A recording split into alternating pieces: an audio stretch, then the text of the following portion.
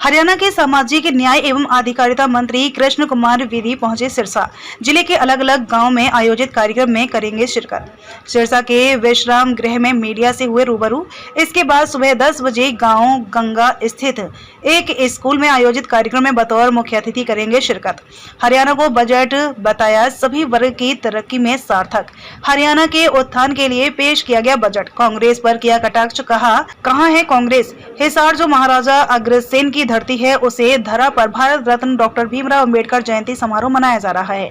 14 तारीख को भारत रत्न डॉक्टर भीमराव अंबेडकर की जयंती समारोह के लिए सभी को निमंत्रण देते हुए कहा कि ज्यादा से ज्यादा संख्या में पहुंचे लोग। पंजाब में आज किसानों द्वारा प्रदर्शन पर बोले कृष्ण बेदी, पंजाब का तो पता नहीं, हरियाणा में किसान हैं खुश। हरियाणा में 24 फसलों को खरीदा जा रहा एमएसपी पर, समय पर किसानों को हो रहा भुगतान। हरियाणा के सामाजिक एवं न्याय अधिकारिता मंत्री कृष्ण बेदी आज सिरसा पहुंचे और सिरसा के विश्राम गृह में मीडिया से रूबरू हो भारत रत्न डॉक्टर भीमराव अंबेडकर की 14 तारीख को हिसार में मनाई जा रही जयंती के उपलक्ष्य में सभी को निमंत्रण दिया। इस अवसर पर पेश हुए हरियाणा के बजट को उन्होंने सभी वर्ग के लोगों के लिए हितकारी बताया और कहा कि इस बजट से सभी वर्ग के लोगों को लाभ मिलेगा और महिलाओं के उत्थान के लिए कारगर सिद्ध होगा। मीडिया से बातचीत करते हुए हरियाणा के सामाजिक एवं न्याय अधिकारिता मंत्री कृष्ण बेदी ने कहा कि हरियाणा का बजट किसान, मजदूर और महिलाओं के लिए यह बजट था और हमारे प्रदेश के मुख्यमंत्री ने 3.5 महीने लगातार सभी वर्ग के लोगों से राय कर इस बजट को पेश किया है। हरियाणा का यह बजट बिना टैक्स का बजट था और लोगों को राहत देने वाला बजट है। हरियाणा नई ऊंचाइयों और बुलंदियों को छुएगा। इस कामना के साथ मुख्यमंत्री ने इस बजट को पेश किया है। प्रदेश का कोई भी व्यक्ति भूखा ना सोए, इसलिए प्रत्येक व्यक्ति को अनाज उपलब्ध कराया जा रहा है।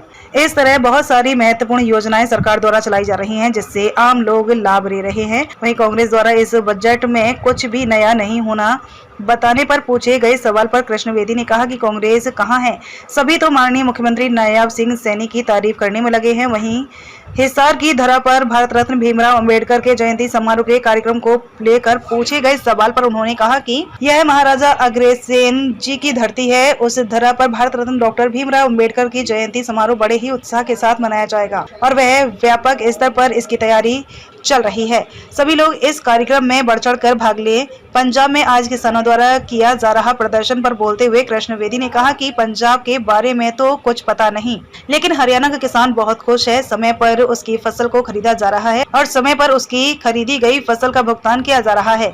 वहीं 24 फसलें एमएसपी पर खरीदी जा रही हैं। बजट बड़ा हरियाणा की उन्नति और तरक्की के लिए, किसान और मजदूर की और महिलाओं की विशेष तौर से उत्थान के लिए बजट था और हमारे प्रदेश के माननीय मुख्यमंत्री ने 3.5 महीने लगातार हर वर्ग के लोगों से बातचीत की और बातचीत करने के बाद चाहे वो किसान वर्ग के लोग थे, चाहे मजदूर वर्ग के लोग थे, प्रोफेसर्स थे, सीए थे, एडवोकेट्स थे, इकोनॉमिस्ट थे, साइंटिस्ट थे, मीडिया जगत के लोग थे, हमारे चुने हुए प्रतिनिधि चाहे किसी भी दल के हों, उन सभी से राय मशवरा लेकर 1100 पॉइंट उन्होंने स्टडी किए और उसके हिसाब से फिर हरियाणा की जनता के हित के लिए ये बजट बनाया और आगामी दिनों के अंदर हरियाणा का ये बजट बिना टैक्स के बजट था और लोगों को राहत देने वाला बजट था। हरियाणा नई ऊंचाइयां और नई बुलंदियां छुएगा, इस कामना के साथ मेरे मुख्यमंत्री जी ने इस बजट को पेश किया और हरियाणा के लोगों को खासतौर से महिला के सशक्तिकरण के लिए लाडो लक्ष्मी योजना, जो खास तौर से गरीब वर्ग की महिलाएं हैं उनको 2100 रुपये पर महीना देना, 500 रुपये का सिलेंडर बीपीएल परिवारों को देना, आयुष्मान का लाभ देना और गरीब का बच्चा भूखे पेट ना सोए, लगभग 85 करोड़ लोगों को देश के प्रधानमंत्री जी लगातार 5 साल से उनको घर बैठे अनाज दे रहे हैं। तो बहुत से ऐसे महत्वपूर्ण ऐतिहासिक कदम हमारी सरकार ने उठाए हैं जिससे आम जन के और लोगों के हित के लिए ये बजट पेश किया। सर, कांग्रेस कह रही है कि इस बजट में कुछ नया नहीं है, पहले का बजट है उसी को एज इट इज इन्होंने रख दिया है। संसद में वो विधानसभा में तो सांस भी नहीं आया उनका, बाहर आकर बोल दूंगा, मैं सुन देनी कड़ी बोल दूँ। कहाँ है कांग्रेस?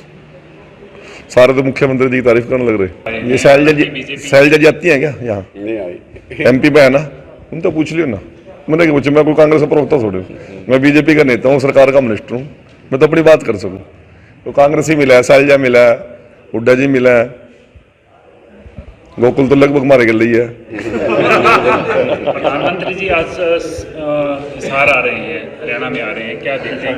14 तारीख को भारत रत्न डॉक्टर B.R. अम्बेडकर जी का जन्म जयंती समारोह हरियाणा प्रदेश में बहुत ही ऐतिहासिक और धूमधाम से मनाया जा रहा है। और हमारे लिए सौभाग्य की बात है कि हिसार की धरती पर जो महाराजा अग्रसेन जी की धरती है, उस पर भारत रत्न डॉक्टर B.R. अम्बेडकर जी का जयंती समारोह हम हिसार में मनाने जा रहे हैं और बड़े व्यापक स्तर पर इसकी तैयारियां चल रही हैं।